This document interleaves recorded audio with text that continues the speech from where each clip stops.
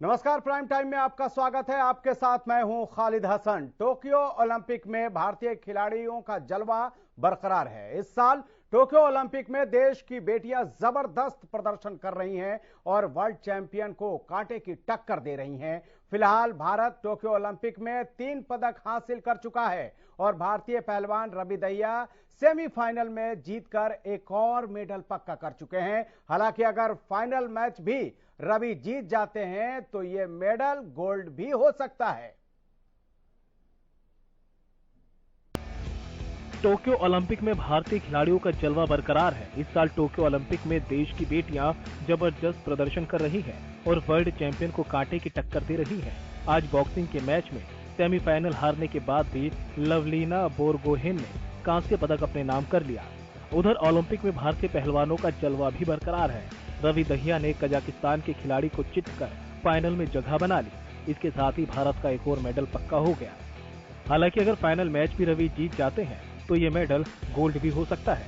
रवि दहिया ने सेमीफाइनल में कजाकिस्तान के पहलवान को हराया। वो सुशील कुमार के बाद रेसलिंग के फाइनल में पहुंचने वाले दूसरे भारतीय पहलवान हैं। पहलवान रवि कुमार दहिया ने इतिहास रच दिया। उन्होंने पुरुषों के फ्रीस्टाइल 57 किलोग्राम वर्ग में कजाकिस्तान के सनायव नूरिस्लाम को हराकर फाइनल में जगह बना ली। रवि दहिया ने इसी के साथ सिल्वर मेडल पक्का कर लिया है। रवि कुमार शुरुआती मुकाबले में पिछड़ गए थे। वो 5-9 से पीछे चल रहे थे। हालांकि रवि ने वापसी करते हुए फाइनल में जगह बनाई। उधर मुख्यमंत्री मनोहर लाल ने पहलवान रवि दहिया को फाइनल में जगह बनाने पर बधाई दी। भाई रवि दहिया, हरियाणा और ये भारत देश ये तुम्हारी तरफ देख रहा है। बस लठ गाड़ दे और लेके आजा गोल्ड। टोक्यो ओलंपिक में भारतीय महिला हॉकी टीम सेमीफाइनल में अर्जेंटीना से हार गई, लेकिन आज भी ब्रॉन्ज जीतने का मौका हॉकी टीम के पास है। दरअसल चौथे क्वार्टर में टीम इंडिया ने गोल करने की कोशिश की, लेकिन भारतीय टीम ने पेनल्टी कॉर्नर गंवा दिया और मैच अर्जेंटीना ने 2-1 से जीता। टीम की हार के बाद भी खिलाड़ियों के परिवारों का हौसला नहीं टूटा। सिरसा की रहने वाली हॉकी खिलाड़ी सविता पुनिया के पिता महेंद्र पुनिया ने कहा कि सेमीफाइनल में हार से मायूस नहीं है। खेल में हार जीत होती रहती है, पदक की उम्मीद अभी भी बरकरार है। देखिए, मायूसी ये तो खुशी और गम और जीत और हार चलती रहती है। हमारी टीम खेली, बहुत अच्छा खेली, तभी आज उन्होंने क्वार्टर फाइनल खेला। तो मायूसी तो ऐसा है कि फॉर द टाइम बिंग होती है, मेरे को भी है, आपको भी है और इंडियन फैंस को भी है। लेकिन टीम ने अच्छा प्रदर्शन किया। ऑस्ट्रेलिया को 1-0 से हराया था। आज अर्जेंटीना के खिलाफ 2-1 का स्कोर रहा है। हमारी टीम ने स्कोर निकाला है और आगे अब होप करते हैं कि जब भी ब्रॉन्ज मेडल के लिए फाइट होगी तो हमारी टीम कामयाब होगी और देश की झोली में मेडल डालेगी। आज देखो, खुशी का मोमेंट तो मेरे लिए नहीं, ये किसी अपने भारतीय ने इसको ये संज्ञा नहीं दी है कि भारतीय दीवार। हमें गर्व होना चाहिए कि हमारे पास भारतीय दीवार है हॉकी की टीम में। तो वो समय समय पर अपना कर्तव्य दिखाती रहेगी और होप के आगे आने वाला मैच और फिर आगे आने वाले टूर्नामेंटों में भी वो अपना इस तरह बखूबी प्रदर्शन दिखाती रहेगी। बहादुरगढ़ के गांव छारा के बेटे पहलवान दीपक पुनिया को टोक्यो ओलंपिक के सेमीफाइनल में हार का सामना करना पड़ा, लेकिन अभी भी कांस्य पदक की उम्मीदें बरकरार हैं। मुकाबले से पहले दीपक के घर पर परिजन टीवी स्क्रीन पर नजरें गड़ाए बैठे रहे। परिवार समेत सभी को दीपक से काफी उम्मीदें थी, लेकिन दीपक के परिवार वाले उनकी हार पर भी मायूस नहीं हुए। परिवार का कहना है कि दीपक ने अच्छा मुकाबला किया, अभी भी कांस्य पदक की उम्मीदें बरकरार है।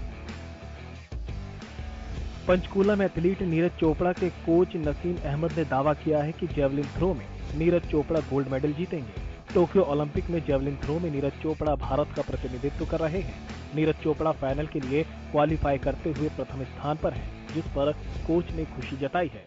नीरज चोपड़ा जब वो जूनियर बच्चा था तो मेरे पास लगभग 4-5 साल रहा। उसकी बेसिक ट्रेनिंग पंचकुला में रही है।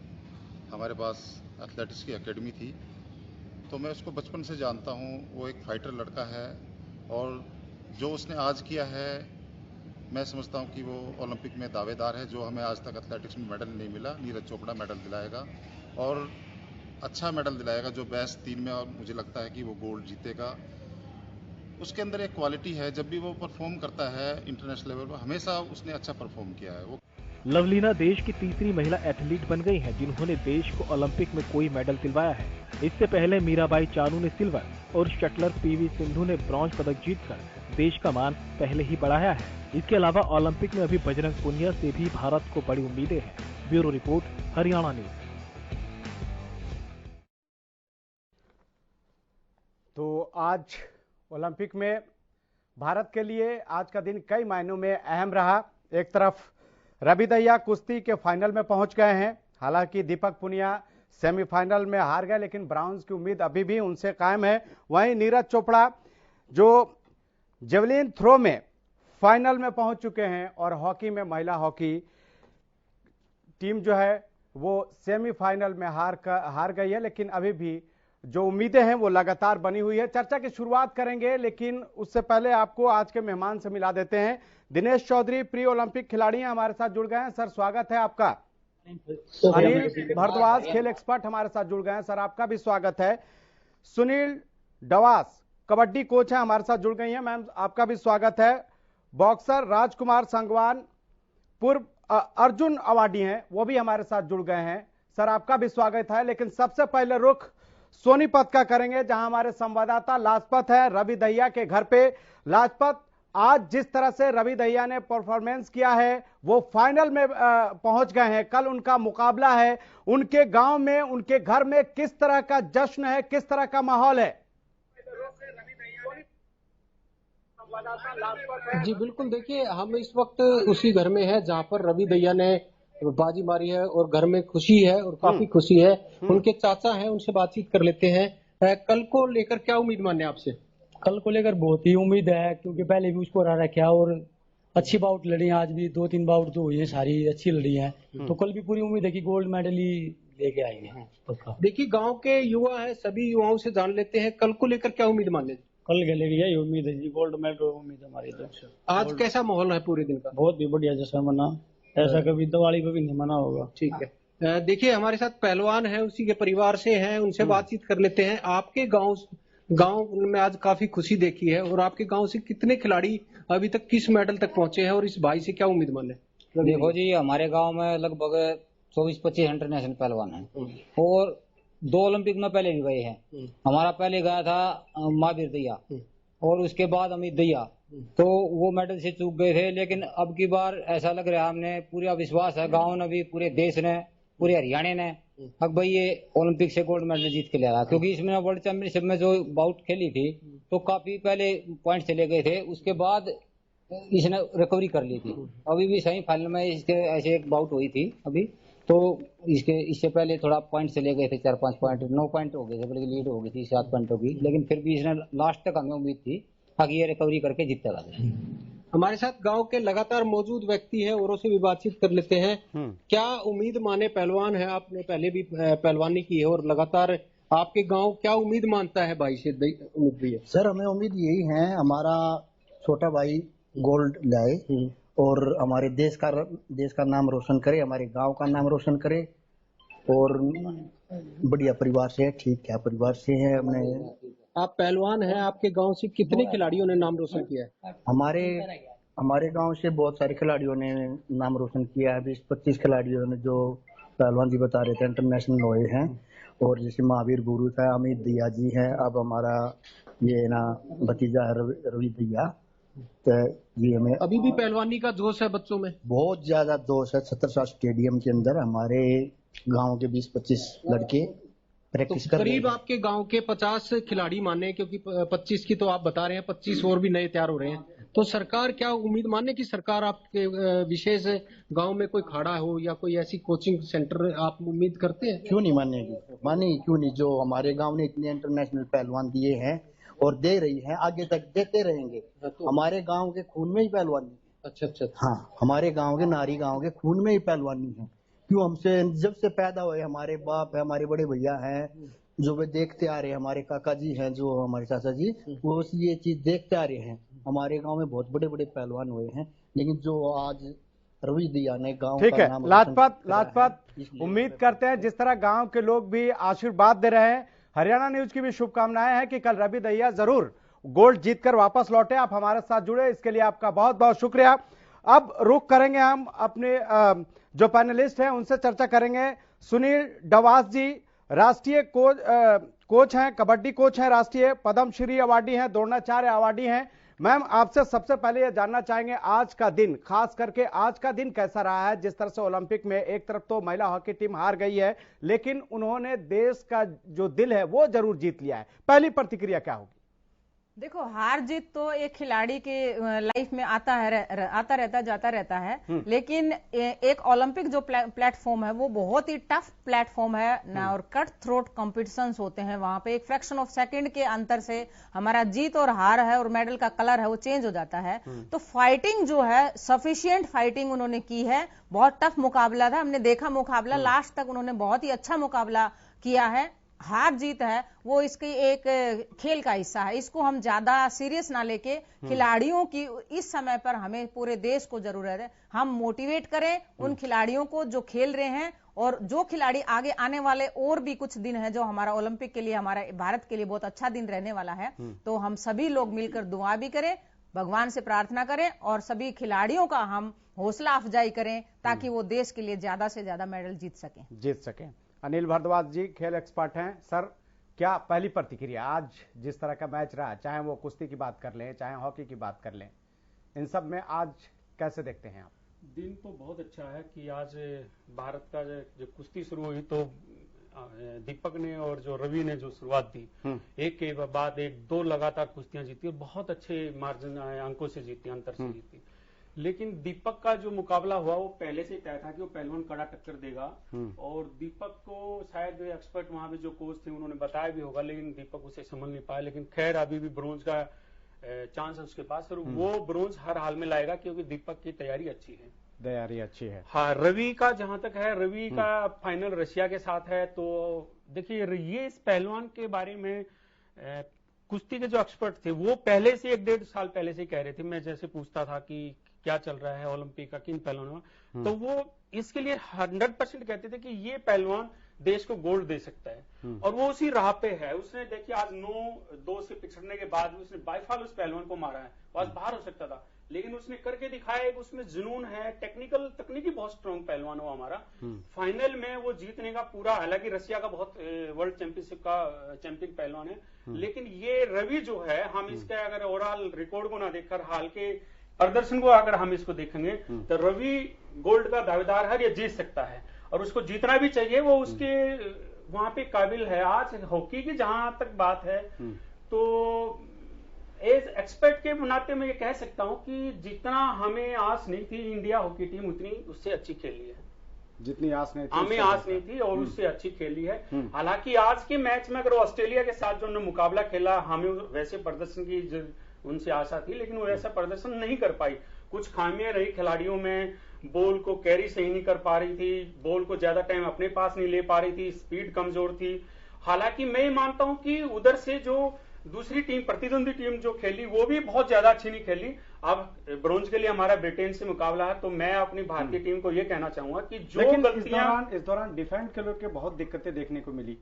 देखिए, अपनी टीम का एक खास स्टार्टिंग होता, हमने 1.5 मिनट में बढ़त मिली, मैच स्टार्ट हुआ 1.5 मिनट में हमें बढ़त मिली, लेकिन उसके बाद क्या हुआ, हमारी पुरुष टीम में भी ले लीजिए और महिला टीम में भी ले लीजिए, हम बहुत जल्दी डिफेंडिंग में आ जाते हैं कि डिफेंस बचाव करें, और अगली टीम जब ज्यादा अटैक मारेगी तो उसको आप पेनल्टी कॉर्नर देख लीजिए, उनको ज्यादा मिला। लेकिन हमने देखा कि जिस तरह पहला गोल महिला हॉकी टीम ने किया, अगर ये जज्बा बरकरार रहता, अगर जिस तरह से, आपको तो उसी समय बढ़त ले लेनी चाहिए क्योंकि आपने पहला गोल कर दिया, हौसला ऐसे ही बढ़ जाता है। मैं वही कह रहा हूं, अगर जो हमारे हाफ सेंटर था या हमारे फुल बैक थे, जो हाफ सेंटर फुल बैक को जो फॉरवर्ड को जो बॉल पहुंचानी थी, तो हाफ सेंटर कहीं ना कहीं बॉल पहुंचाने में बहुत आगे कमजोर रहा, वो बहुत ज्यादा एक्सपर्ट नहीं रहा उसमें कि बहुत ज्यादा बॉल पहुंचाई हो।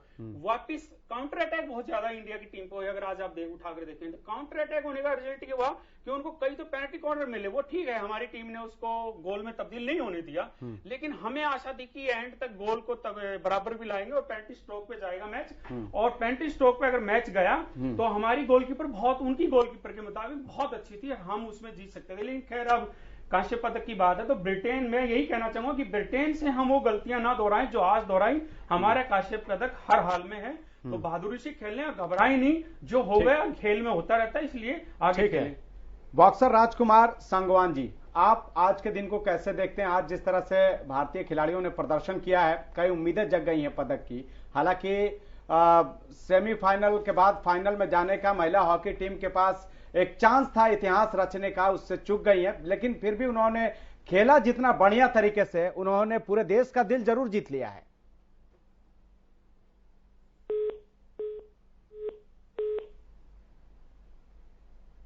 फाइनल में नहीं पहुंच पाए, लवलीना हमारी बॉक्सर फाइनल में नहीं जा पाई।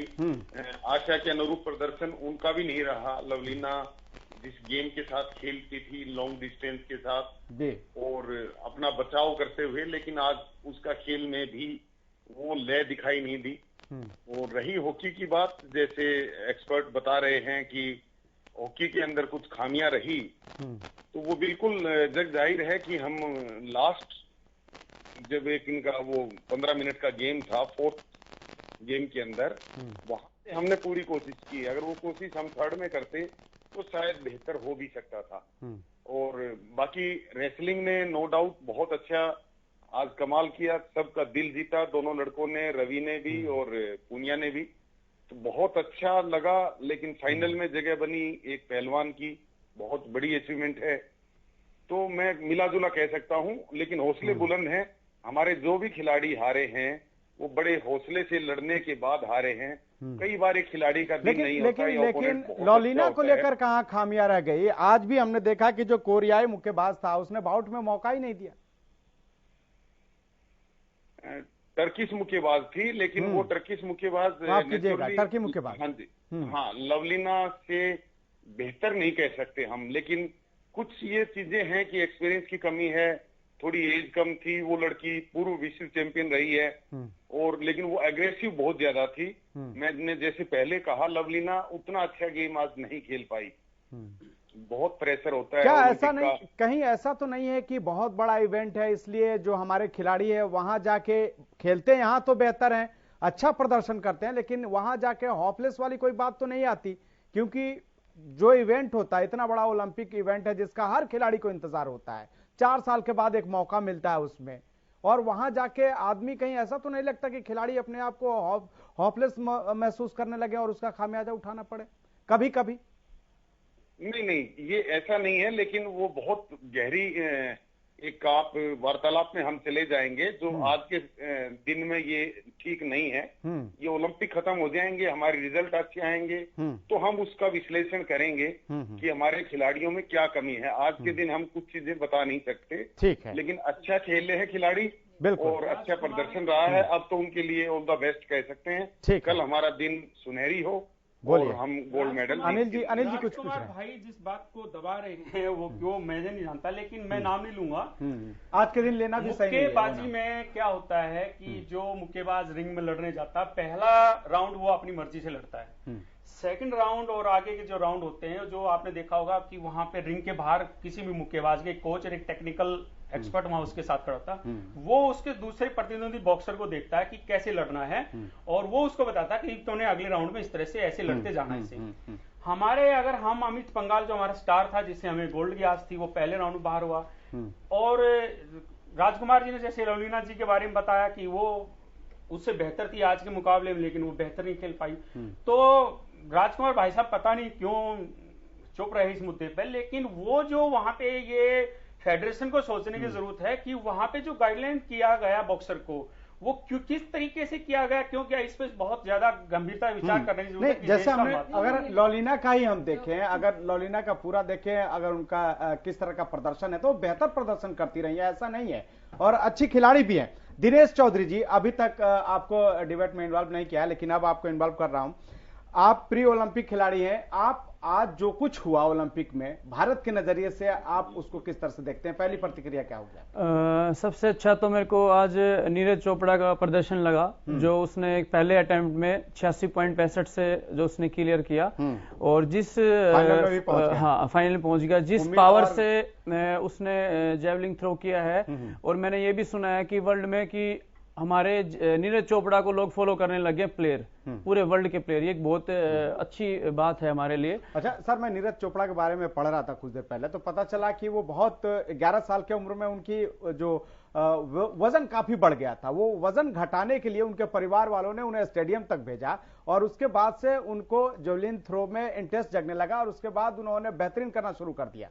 और इसी में इंटरेस्ट जगने लगा उनका। सही बात है। जी जी बिल्कुल। हाँ, और एक जैसे हम लोग हॉकी के लिए बात कर रहे हैं तो फर्स्ट टाइम काफी अच्छी अचीवमेंट है काफी साल के बाद। तो बस वही बात है कि वहाँ जो खिलाड़ी ओलंपिक में खेलने के लिए गए हुए हैं उनका बस हमें एक हौसला बढ़ाना चाहिए और वो अपना बेस्ट परफॉर्मेंस दे रहे हैं, क्योंकि उनकी 130 करोड़ जनसंख्या उनको सपोर्ट कर रही है और वो एक अच्छा प्रदर्शन करें। तो ये बात सही है कि हम लोग मिस्टेक ना निकाल के और उनको मोटिवेशन दें ज्यादा से ज्यादा। और अभी कुश्ती में इतना अच्छा है कि हमें कल गोल्ड की उम्मीद है। और जहां तक मैं पीवी सिंधु या मीराबाई की बात करूं या लवलीना की बात करूं तो इस ओलंपिक में फिर से वही हुआ है कि महिला खिलाड़ियां जो अच्छा प्रदर्शन कर रही हैं कंपेयर टू पुरुष खिलाड़ी।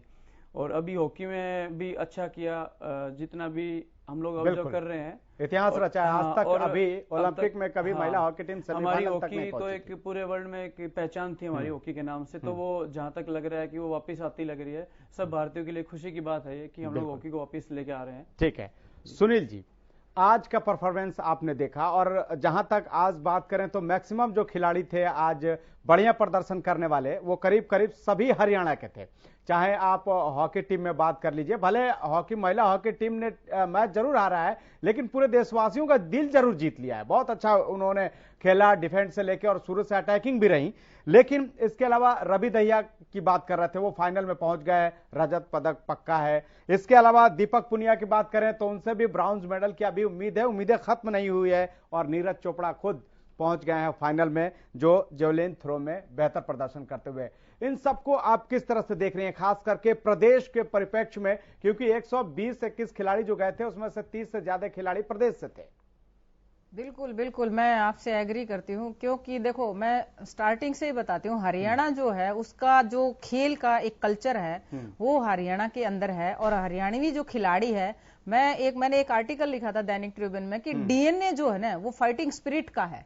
हरियाणवी डीएनए में फाइटिंग स्पिरिट सबसे ज्यादा मिलती है। और 2% पॉपुलेशन हरियाणा की और वो 33% जो खिलाड़ियों की संख्या ओलंपिक में वो हर टूर्नामेंट में होती है। और पूरा देश हरियाणवी खिलाड़ियों से मेडल की उम्मीद करता है। हरियाणा का खिलाड़ी जाता है तो वो कहीं ना कहीं मेडल को स्नैच करने की पूरी कोशिश करता है। वैसे तो पूरे देश से हमें उम्मीद है और पूरे देश के खिलाड़ी हैं वो सभी कहीं ना कहीं किसी न किसी कॉर्नर से निकलकर मेडल लेके आए हैं और लेके आ भी रहे हैं। और सभी के साथ हमारा जो दुआएं हैं, विश्वास है कि वो कुछ और जीत कर आएंगे। हाँ, हरियाणवी जो खिलाड़ी हैं उनकी जो मैं प्रिपरेशन पे थोड़ा सा जाऊं, जैसे हॉकी में हमारी 8-9 लड़कियां हैं हॉकी की इंडिया टीम में और वो प्लेइंग मेंबर खेल रही हैं। तो हरियाणा में लड़कियों का हॉकी के 1-2 सेंटर थे, लेकिन आज धीरे धीरे हॉकी की एकेडमीज हैं वो बढ़ती जा रही हैं।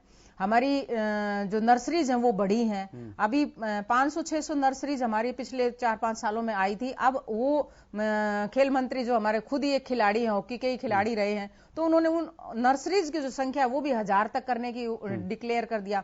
हरियाणा में जो खेल महाकुंभ आ रहा है तो जो बेस लेवल है वो पूल है, जो खिलाड़ियों का पूल है वो बढ़ रहा है। जिस स्टेट में, जिस कंट्री में खिलाड़ियों का बेसिक पूल है उसकी संख्या ज्यादा होगी, नेचुरली वहां से खिलाड़ियों की संख्या ज्यादा निकलेगी। तो हरियाणा में एक स्पोर्ट्स का कल्चर है वो डेवलप हो चुका है। आप खेलो इंडिया देख लीजिए, अभी 3 सेशन हो चुके हैं खेलो इंडिया के, तो हरियाणा कहीं ना कहीं फर्स्ट सेकंड इस रैंक में है। तो हरियाणा से निकलने वाला स्पोर्ट्स का हर एक खिलाड़ी मेडल जीतने के काबिल है, उनकी ट्रेनिंग अच्छी हो रही है। ठीक है मैम, हमें यहाँ पर एक छोटे से ब्रेक के लिए रुकना होगा, लेकिन जब ब्रेक के बाद लौटेंगे तो ये जरूर जानने की कोशिश करेंगे आप लोगों से कि आखिर महिला हॉकी टीम से कहां चूक हो गई, क्योंकि फाइनल में जाने का जो सपना था वो आखिर क्यों चकनाचूर हुआ। वक्त एक छोटे से ब्रेक का है, फौरन हाजिर होते हैं। आप देखते रहिए हरियाणा न्यूज। के बाद एक बार फिर आपका स्वागत है। हम लगातार टोक्यो ओलंपिक में जिस तरह से भारतीय खिलाड़ियों का प्रदर्शन रहा है उसको लेकर हम चर्चा कर रहे हैं। अनिल भारद्वाज जी खेल एक्सपर्ट हमारे साथ बने हुए हैं। अनिल जी, सवाल यह है कि महिला हॉकी टीम ने ये हमने ब्रेक पर जाने से पहले कहा था कि आखिर कहां खामी रह गई, उसके बारे में भी आके चर्चा करेंगे। लेकिन जिस तरह से महिला हॉकी टीम ने क्वार्टर फाइनल में ऑस्ट्रेलिया जैसे नंबर 1 टीम को हरा दिया और दूसरे नंबर की टीम से हार गई, ऐसा आखिर क्या हो गया कि दूसरे नंबर की टीम को नहीं हरा सकी और 1 नंबर की टीम को परास्त कर दिया था? देखिए, हमें ना क्या है कि हम ये मान के चलते कि हाँ सामने वाला नंबर 1 है, नंबर 2 है, तो हम उसके साथ हार जाएंगे या जीत जाएंगे। ऐसे तो हमारा अमित पंघाल नंबर 1 था अपने वेट में, आप देखा होगा, तो मुकाबले में क्या हुआ, हम हार गए हैं।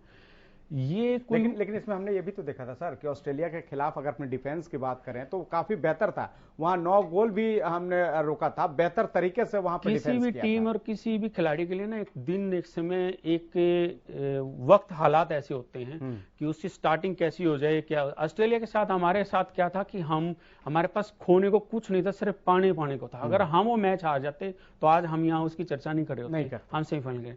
इंडिया के पास नहीं था, लेकिन आज इंडिया के पास मनोमानसिक दबाव था इंडिया टीम पे कि हम फाइनल में नहीं जाएंगे, कभी हार ना जाएं। डिफेंसिव बहुत ज्यादा खेल रहे हैं आज हम। आप अगर पूरा मैच देखेंगे तो हम डिफेंसिव मोड पर ज्यादा रहे हैं। अटैक ज्यादा होने चाहिए थे, वो कम हुए हैं, डिफेंसिव रहो। अगर आप उनकी बॉल को देखोगे तो अर्जेंटीना बॉल को लेकर हमारे हाफ सेंटर के इधर रही है और उन्होंने बहुत दबाव बना रखा। तो ये टीम, मैंने पहले ही कहा कि ब्रिटेन के साथ हमने इसको नहीं दोहराना है, हमने बहुत अटैकिंग का मैच खेलना पड़ेगा, पूरा मैच खेलना पड़ेगा। हमारी स्टार्टिंग जो है हमने उसकी फिनिशिंग पे ले जाना पड़ेगा उसी फिटनेस के साथ। अगर हम नहीं लेके गए तो हम ब्रॉन्ज को हाथ से धो बैठेंगे। अगर वो नहीं ले पाए तो ब्रॉन्ज को हाथ मैं आपको एक उदाहरण दे देता हूँ। ऐसा हम नेगेटिव ना सोचे, क्योंकि इंडिया का जैसे ऑस्ट्रेलिया के साथ मैच बहुत एक डिफेंडिंग चैंपियन को हराना अपने आप में एक बहुत बड़ी हिस्टोरिक विन है, जीत है। और अटैकिंग जो है वो हमारी अच्छी है। उसमें गोलकीपर सविता पुनिया को भी हम लोगों ने देखा है कि किस तरह से उन्होंने बेहतर तरीके उसने कम से कम 9-10 पेनल्टी कॉर्नर्स रोके। आज भी अच्छा गेम दिखाया है, आज भी अच्छा खेले हो।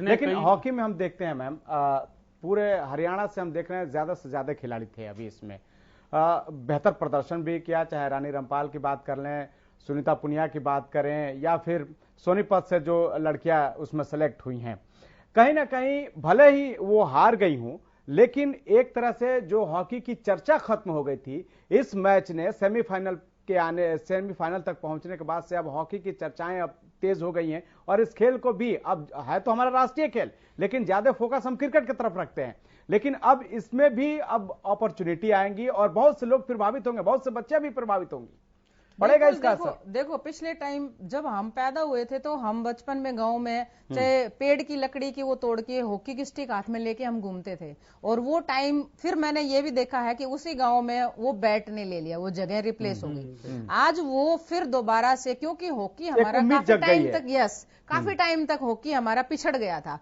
हम क्वालिफाई करने के लिए तरसने लगे थे, हम ओलंपिक में पहुंचने के लिए तरसने लगे थे कि हम क्वालिफाई करें, और वहां से फिर वापस हम खाली हाथ लौट कर आते थे। अब ये एक उम्मीद नहीं, पूरे देश में एक सभी लोगों के अंदर एक ये भावना जगाती है कि हम हॉकी खेलें, क्रिकेट ही नहीं, क्योंकि हॉकी ओलंपिक में अब हर कोने से आपको खिलाड़ी नजर आएंगे। लेकिन एक हॉकी में अगर हम, जहां तक मुझे याद है कि 1928 से बाद 1956 तक पुरुष हॉकी में लगातार हमने 6 बार गोल्ड मेडल जीता, और 1980 में लास्ट हमने गोल्ड मेडल जीता था। वो भी एक दौर था, लेकिन ऐसा क्या होने लगा कि लोग हॉकी के तरफ से हटकर और क्रिकेट की तरफ शिफ्ट होने लगे। अपने यहाँ तो फुटबॉल का भी बहुत उस तरह का ट्रेंड नहीं है जिस तरह होना चाहिए। कभी मोहन बागान और मोहम्मद स्पोर्ट्स वगैरह कलकत्ता में हुआ करते थे। जो देखो, दो चीजें होती हैं, एक तो होता है कि स्पोर्ट्स का कल्चर नीचे से बदल गया, और दूसरा होता है ह्यूमन बीइंग है वो कहीं ना कहीं नेम एंड फेम के लिए फाइट करता है। तो हमारे इंडिया में क्रिकेट को इतना ज्यादा लाइव, आपका मीडिया का भी मैं 100% रोल मानती हूँ कि मीडिया में आप हर टाइम किसी चीज को दिखाओगे तो वो कहीं ना कहीं एक खिलाड़ी है वो रोल मॉडल बनता चला जाता है। तो बच्चे क्या करते हैं, न्यू कमर्स होते हैं, यंगस्टर्स होते हैं, वो उस रोल मॉडल को फॉलो करने लग जाते हैं। अगर एक खिलाड़ी आपको टीवी पे दिख रहा है तो 50 खिलाड़ी टीवी पे खुद को सामने लाने के लिए तैयार हो जाते हैं। तो ये एक मीडिया का भी रोल है। दूसरा, हमारी पूरी पॉलिसीज है उसमें कहीं ना कहीं स्पोर्ट्स है वो इतना मतलब एक प्रायोरिटी पे नहीं था। तो प्रायोरिटी पे जैसे जैसे आने लगा, सबसे ज्यादा तो प्रायोरिटी हरियाणा ने दी। हरियाणा ने इतनी सारी पॉलिसीज ला दी कि खेलों को लेकर जितना हरियाणा में बढ़ावा दिया जाता है, हरियाणा सरकार जितना प्रोत्साहित करती है, बाकी स्टेट में अगर हम बात करें उस तरह से प्रोत्साहन नहीं किया जाता।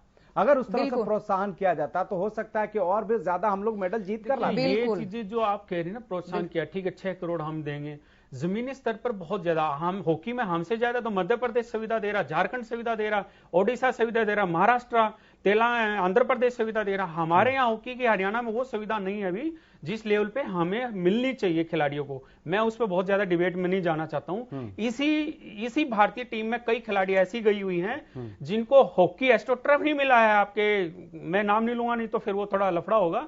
कई शहरों में बता दूंगा। देखो सुविधाएं दे रहा है, लेकिन हॉकी की 16 लड़कियों में अगर 9 लड़कियां हरियाणा से हैं, तो वो सुविधाएं, मैं वही कहना चाह रहा हूँ, वो नहीं, वही कह रहा हूँ हमारा जो मैं उन खिलाड़ियों को बता दूं कि उनको सुविधा नहीं मिली। कहीं आप भले कह रहे हैं, लेकिन लग रहा है अगर इतना सुविधाएं और बाकी राज्यों के खिलाड़ी को मिला होता तो 9 की 9 सिर्फ हरियाणा से नहीं जाती, क्योंकि टक्कर बहुत होता। टक्कर देखो हरियाणा मैं आपको वही बताना चाह रहा हूँ कि इसकी सुविधा अगर बढ़ा दें हम बंगाल, तो सतर देखिए कहाँ होगा। के नाम पे लड़कियां तो घर से बाहर नहीं निकलती पढ़ाई के लिए। सर बहुत से स्टेट है जहाँ पे लड़कियां तो पढ़ाई के लिए घर से बाहर नहीं निकलती। सर वही कह रहा हूँ, तो कम से कम लड़कियां खेल रही हैं। सर मैं वही कह रहा हूँ, अगर आप और सुविधा दोगे तो आप खुद सोचिए कहाँ होगी। हरियाणा में मैंने हरियाणा के लिए एक ही वर्ड चुना हुआ है कि हरियाणा की लड़की आज वो लड़की नहीं रही है, वो आज सोच के बैठी हुई है कि मैंने गोल्ड मेडल पहले डालना अपने गले में, मंगलसूत्र बाद में। बात है, हम वो लड़की है, लेकिन जमीनी स्तर पे आज जमीनी स्तर पे भी लड़कियां अनिल जी का यही कहना है कि जमीनी स्तर पे इसको लेके आना है। अगर आपने एक ही आदमी को अगर आपने पूरा पैसा रिलीज कर दिया तो और बाकी खिलाड़ियों का क्या होगा? जमीनी स्तर पर जो इंफ्रास्ट्रक्चर है उसको भी बहुत नहीं, मैं इनाम के खिलाफ नहीं हूँ, इनाम तो मिलना चाहिए, मिलना चाहिए, मिलना चाहिए। मैं इनाम के ऊपर मैं एक सिंपल बात कहना चाहूंगी कि अगर आपने गली में एक रोल मॉडल खड़ा किया है तो 1 लाख बच्चे उसके फॉलोवर हैं और वो 1 लाख बच्चे आपके खिलाड़ी तैयार होते हैं। अगर आपने एक खिलाड़ी को दिया है तो आपने 1 लाख डेवलप करना होगा। हमारे पास इंफ्रास्ट्रक्चर उस लेवल से धीरे धीरे इंक्रीज होता आ रहा है। एक दिन में Rome was not build in a day, एक दिन में सब कुछ नहीं होता, लेकिन हमारी पॉलिसीज का इफेक्ट है वो पूरे इंडिया को बीट कर रहा है। हमारी पॉलिसीज में पॉजिटिवनेस इतनी आई है, हरियाणा अभी पूरे इंडिया का रोल मॉडल स्टेट बना हुआ है, टॉप पर नंबर 1 हरियाणा बना हुआ है। क्यों बना हुआ है? हमारी पॉलिसीज में आप स्टेडियम्स देखिए, हमारा जो पॉलिसी आया था सरकार स्टेडियम के गांव के द्वार, गांव में अगर हमारे पास हमने टैलेंट ढूंढा तो हमारी सरकार गांव पहुंची है। हमारे 200-250 गांव में स्टेडियम बनाए गए हैं। हमारी एकेडमीज जो धीरे धीरे मैम स्टेडियम तो बन गया, हमने भी बहुत खबरें दिखाई है जहां पर बारिश के समय में बहुत से पुराने भी स्टेडियम है जिसको देखा है कि बारिश के समय में राजीव गांधी खेल स्टेडियम दिखा दिया गांव में, एक राजीव गांधी स्टेडियम जिसमें सुविधा हो और सुविधाएं नहीं है ठीक से बच्चों को, लेकिन फिर भी इन सुविधाओं के बीच हरियाणा के बच्चों ने बेहतर प्रदर्शन किया है। जिस तरह की भी सुविधाएं मिल रही है उसमें अच्छा प्रदर्शन किया ओलंपिक में। हम तो 2008 से देखते आ रहे हैं कि कैसे बेहतर प्रदर्शन लगातार जो हरियाणा के बच्चे हैं वो करते आ रहे हैं। लेकिन दिनेश चौधरी जी, आपको क्या लगता है? देखो हमारा जो हरियाणा है वो खेल महाकुंभ है और पूरे देश में सबसे ज्यादा मेडल हम ही लेके आते हैं। एशियन गेम में भी सबसे ज्यादा मेडल जो साझेदारी थी हरियाणा की थी। और जहां तक बात हम कर रहे हैं सुविधाओं की, तो सुविधाएं दी जाती हैं, लेकिन मेरे को कहीं ना कहीं क्या लगता है कि हमारी पॉपुलेशन इतनी ज्यादा है कि कहीं ना कहीं आप देखो यूरोप में या और कंट्रियों में पॉपुलेशन का एक वो जो बेनिफिट उठाते हैं, इतनी ज्यादा फैसिलिटीज होती हैं कि बच्चे को ज्यादा सेक्रीफाइस नहीं करना पड़ता। हमें यहाँ हर प्लेयर को इतने ज्यादा हार्डवर्क करना पड़ता है कि सुबह 4 बजे उठ के वो मेहनत करते हैं। मैंने खुद बाहर आउट ऑफ इंडिया ट्रेनिंग की है। जब हम लोग ये पूछते हैं कि हम लोग 4 बजे उठ के मेहनत करते हैं, वो बोलते हैं इसके लिए 4 बजे उठने की मेहनत क्यों, क्या जरूरत है? क्योंकि हमें क्या लगता है कि हमें लगता है कि अगर हम लोग ज्यादा जल्दी उठेंगे तो हम पूरे दिन को ज्यादा से हार्डवर्क करके और उनको बीट कर पाएंगे। तो सुविधाएं जो है वो मिल रही हैं, लेकिन जो ग्राउंड लेवल पे जो सुविधाएं नहीं मिल रही हैं, मतलब मैं कहीं ना कहीं देख रहा हूं कि अभी भी जहां तक मेरे को लग रहा है कि जैसे हम लोग बात कर रहे हैं कि हमारे कम से कम 400 से 500 एथलीट जा सकते थे, शायद इस चीज के लिए हम लोग दिनेश चौधरी तो खुद खिलाड़ी रहा है, उनको कितनी सुविधा मिली, हरियाणा का रहा है, खुद ही बता दो एक बार 2 मिनट। हाँ, तो उन चीजों को शायद अगर हम लोग ना डिस्कस करें कि मुझे क्या सुविधा मिली, लेकिन आज फिर मैं ये चाहता हूं कि हमारे जो एथलीट वहां गए हैं वो एक अच्छा परफॉर्मेंस करें। लेकिन हमारी जो 2024 के लिए जो नीति है, 2028 के जो नीति है, उस पर आज सोचने की जरूरत है कि हम लोग चाहते हैं कम से कम 500 हमारे एथलीट होने चाहिए जो मेडल भी लेके आए और हरियाणा के ज्यादा होने चाहिए। हमारी आबादी इतनी है, हम मेडल बहुत कम लेके आते हैं। सर आबादी बात ये नहीं है, आपके कितने खिलाड़ी खेलते हैं, आबादी का परसेंटेज देखिए कितने खेलते हैं, उनको प्रॉपर सुविधा मिले, वो आगे जाएं, वो में भी तो आए कम से कम। देखिए अभी आप एक जन है, उसके लिए जो देशों ने काम किया है उसके लिए समय लगेगा। मैडम बैठी हैं, चलो मैडम से मैं सवाल नहीं करूंगा, वो एक किसी डिपार्टमेंट में छोड़ दीजिए आप, मैं खुद ही बात करूंगा, खुद ही बता रहा हूं आपको। सच ये है कि केंद्र सरकार का जो बजट आता था, जो पैसा आता था नेशनल लेवल पे, जो नेशनल कैंप लगते थे, उनमें ढंग का खाना खिलाड़ियों को नहीं मिलता था। अब मिलना शुरू है जब से ये मोदी जी सरकार आई है। खेल मंत्री ने डायरेक्ट इंटरफेयर किया है कि खिलाड़ी को कोई कमी नहीं होनी चाहिए। एक एक स्टार से पूछा गया, जो देश का स्टार खिलाड़ी किसी गेम का, कहां ट्रेनिंग करना चाहते हो, किस कोच के अंडर में करना चाहते हो, क्या सुविधा चाहिए बताइए, अब पूछा जाता है। लेकिन आप ठीक है, 5 साल में सुविधा मिली, 6 साल हुए हैं, 6 साल में सुविधा मिली, उसका कहीं ना कहीं बेनिफिट मिला। आप कुश्ती में मेडल की तरफ आ रहे हो, हॉकी में आप सेमीफाइनल खेल रहे हो, ब्रॉन्ज के लिए आप बहुत जबरदस्त दावेदार हो, दोनों वर्ग में हैं, तो उसका फायदा मिला है कि ऐसा नहीं कि नहीं मिला है। लेकिन इसके लिए टाइम लगेगा कि एक तैयारी की जाएगी कि कितना टाइम लगेगा। मैडम कबड्डी की हैं, मैडम खुद बता देंगे आज ईरान हमें बहुत टक्कर दे रहा है और कई कंट्री ऐसे हम टक्कर देने लगी। अब हमने उस चीज पे, जैसे हॉकी में हम दादागिरी थी हमारी, ऐसे ही कबड्डी में आज हम वर्ल्ड के टॉप पे हैं। अब कई कंट्री ऐसी आने लगी हमारे मुकाबले, हम उसको नए सिरे से थोड़ी सी नई चीज हमने उनको बीट करने के लिए नए तरीके से सोचना पड़ेगा, नई पॉलिसियां बनानी पड़ेंगी, नई सुविधा सेंटर तैयार करने पड़ेंगे और नई तरीके, ताकि ईरान हमसे आगे ना जाए। और हाल का पिछला एशिया कप गया है, मैडम को मेरे से बेहतर पता है, उसमें ईरान ने काफी परेशान किया हमें। ठीक है, एक मैं ये भी देख रहा हूँ कि हमारे कुछ ऐसे इतने खिलाड़ी हैं जो मैं देख रहा हूँ कि एक खिलाड़ी हमारे 3-3 ओलंपिक में अचीव कर रहा है। हम चाहते हैं कि एक खिलाड़ी 4-4 ओलंपिक मेडल लेके आए, लेकिन हमारे पास उसके बाद के खिलाड़ी रेडी नहीं हो रहे हैं कि 24 के लिए, 28 के लिए जो हमारे पास पहले से जो तैयारियां होनी चाहिए। जो तुम 10-10, 12 साल के बच्चों को 18-18 साल में जो मेडल जीत रहे हैं, तो वो हमारी पॉलिसी जरूरी है कि वो खेल नर्सरी और स्कूल से जुड़ी होनी चाहिए। दिनेश, मैं इसमें बताती हूँ, अभी हमारा जो खेलो इंडिया है उसका जो पूल आया है 1000 एथलीट, क्योंकि मैं भी उसमें सिलेक्शन करती हूँ, मेंबर हूँ, तो 1000 एथलीट का पूल हम पर ईयर लेके आ रहे हैं और वो एथलीट ओलंपिक पोडियम तक जा रहे हैं। उस एथलीट का पहला एक्सपोजर है वो इंटरनेशनल स्टैंडर्ड का एक्सपोजर है और वो एथलीट जरूर वहां से एक्सपोजर लेके उसका जो माइंड सेटअप है वो पहला ही इंटरनेशनल सेटअप करते हैं। क्योंकि आज जो खेलो इंडिया ने एक पूल बांधा है, उसके साथ सारे खिलाड़ी, उन खिलाड़ियों को केवल ये नहीं बांधा गया कि आप केवल गवर्नमेंट की जो अकेडमीज है या गवर्नमेंट का जो इंफ्रास्ट्रक्चर है उसी के अंदर करें। आज जरूरत है, जैसे आप अमेरिका में देख लीजिए, कोरिया में देख लीजिए, चाइना में देखिए, प्राइवेट जो कॉर्पोरेट सेक्टर्स हैं वो स्पोर्ट्स में आ चुके हैं।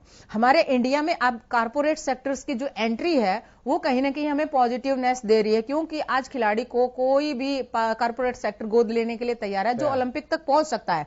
हमारे काफी कॉर्पोरेट सेक्टर्स हैं वो स्पोर्ट्स में पैसा इन्वेस्ट कर रहे हैं और आने वाला जो फ्यूचर है, अगर सरकार की पॉलिसी कहीं भी थोड़ी बहुत प्राइवेट सेक्टर्स की तरफ टिल्ट करगी, हम आज यहाँ पे जो खिलाड़ियों की एक रोना रो रहे हैं कि मेडल कम आ रहे हैं, हमारे खिलाड़ियों का पूल कम जा रहा है या ऊपर हमारी संख्या कम जा रही है या खेल है वो जॉब ओरिएंटेड नहीं है, अगर हमने थोड़ा सा प्राइवेट सेक्टर को टिल्ट कर दिया और उधर टर्न अप हो गई, हम यहाँ पे खिलाड़ियों की 500 का पूल भी हमारा ओलंपिक क्वालिफाई कर सकता है और हम आगे आने वाले समय में एक अच्छी जो है रिजल्ट ओरिएंटेड इंडिया जा सकता है। क्योंकि इंडियन एथलीट वो एथलीट है जिसके अंदर मेडल जीतने का जुनून है, केवल पार्टिसिपेट करना कोई नहीं चाहता है। इंडियन एथलीट जो पहले केवल क्वालिफाई करने के लिए तरस रहा था, आज वो केवल मेडल के लिए फाइट कर रहा है। आज उसके अंदर एक जज्बा यही है कि मुझे अपने देश के लिए मेडल जीतना है। तो कम से कम है ना, अब सुविधाओं में एक जो फाइनल छोंक है, टचअप है, वो प्राइवेट सेक्टर का आना जरूरी है। थोड़ा एंट्री कर चुका है, थोड़ा और चाहिए। ठीक है अनिल जी, आज रवि दहिया, दीपक पुनिया, नीरज चोपड़ा और हॉकी में भी आपने देखा आज के पूरे खेल को लेकर, और अब जिस तरह रवि दहिया कल अपना फाइनल मुकाबला खेलेंगे, क्या उम्मीदें हैं और शुभकामनाएं क्या है आपके तरफ से? क्या शुभकामनाएं हैं? मेरे देश का और हमारे प्रदेश का खिलाड़ी है और बहुत प्यारा खिलाड़ी है हमारा, गोल्ड मेडल ले आए, हमारी दुआएं हैं, हम तो यही शुभकामनाएं देंगे और वो लाएगा, उसकी मेहनत है, हर हाल में गोल्ड लाएगा, देख लेना आप कल। क्योंकि सर आप देखिए लास्ट में जिस तरह से उन्होंने मैच को कवरअप किया वो काबिले तारीफ था। वो उसको समझ में आ गया था कि मैं जा रहा हूं बाहर, और मुझे लगता है कि ओलंपिक फाइनल खेलने में कैसे खेला जाता फाइनल खेलने शायद रवि ने इस ट्रिक को समझ लिया। सबसे चीज अच्छी बेहतर ये रही कि हमारे इस खिलाड़ी ने, मैंने वही कहा हॉकी में जैसे था कि अंतिम छोर तक आप हौसला और अपनी जो स्पीड है वो मत छोड़िए। हमारे इस पहलवान ने वो स्पीड और हौसला नहीं छोड़ा और आखिर में बाईफाल मारा और वो फाइनल में आज कल वो गोल्ड जीते। मैं लास्ट मूवमेंट पे देख रहा था, मेरा मन अजीब सा, मतलब थोड़ा भरस हो गया, यार क्या हो रहा है, मैं निकल रहा था। लेकिन जब उन्होंने लास्ट मूवमेंट में जो कजाकिस्तान के पहलवान को उन्होंने पटखनी दी, मैं वापस आके फिर देखने लगा और उसके बाद एक जो जोश होता है वो अपने आप हाई हो गया। ये रवि की तैयारी अच्छी थी, लेकिन जो कगाजी पहलवान खेल रहा था सामने, वो वर्ल्ड चैंपियनशिप में मेडल है उसका, और वो सच में एक अच्छा था। जब मुकाबला तय हुआ कि उसके साथ मुकाबला था, तो मेरी कई पहलवानों से बात हुई, उन्होंने कहा कि दादा बहुत टफ मुकाबला होगा दोनों के बीच में, कुछ भी हो सकता है। और वो उस पहलवान ने दिखाया, 9-2 की बढ़त भी बनाई। लेकिन मैंने बताया कि हमारे पहलवान ने फिनिशिंग अच्छी की, उसने अंतिम समय तक वो आस नहीं छोड़ी कि मैं जीतूंगा, और उन्होंने जीत के दिखाया, उसको बाईफाल मारा, तो ये जीत साबित किया कि मैं गोल्ड का दावेदार हूं। यानी कल उम्मीद रखा जाए गोल्ड बिल्कुल आएगा, गोल्ड लेके आएगा, और ये इतिहास रचेगा कुश्ती में, आप देख लीजिएगा। मैम आप बताइए।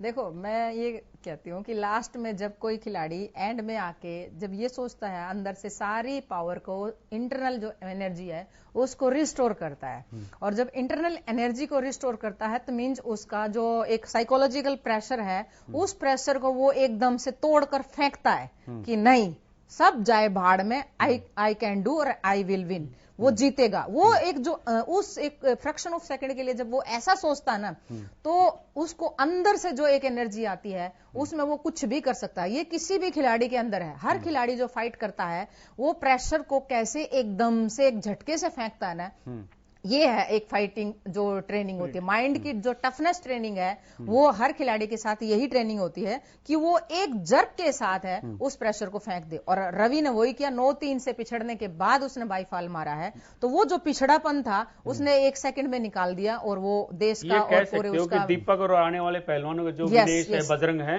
वो इस मुकाबले सीखें और वो जीतेंगे।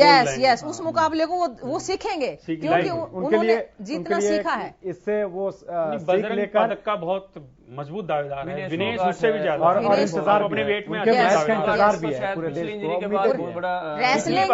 रेसलिंग से पूरे देश को और ज्यादा उम्मीदें हैं, क्योंकि नीरज से भी हमें पदक की आस है, कई सालों से रिजल्ट देता आया है। पदक के बहुत अच्छी दौड़ में है। उससे आगे एक जर्मनी का भालफ खिलाड़ी है जिसका 97 से ऊपर रेंज है, हालांकि उसने आज नीरज से पीछे वो, अब फाइनल में वो नीरज के साथ है, 7 तारीख को ही फाइनल होना है।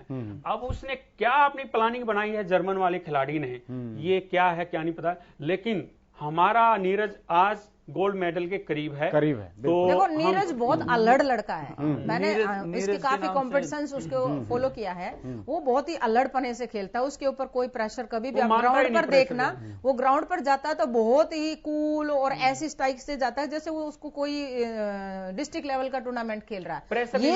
ये जो नेचर होती है ना, ये जो एटीट्यूड होता है कि प्रेशर ना मानना, यही खिलाड़ी की सबसे बड़ी काबिलियत होती है, और वो वहां पे जरूर इस टाइप की फाइट करेगा कि इंडिया के लिए मेडल लेकर आएगा। एक मैंने ये भी देखा है इसमें खेल में, और काफी बहुत बड़े बड़े खिलाड़ी जो हमारे वर्ल्ड चैंपियन थे वो उलटफेर का शिकार हुए हैं, सब खेलों में हुए हैं।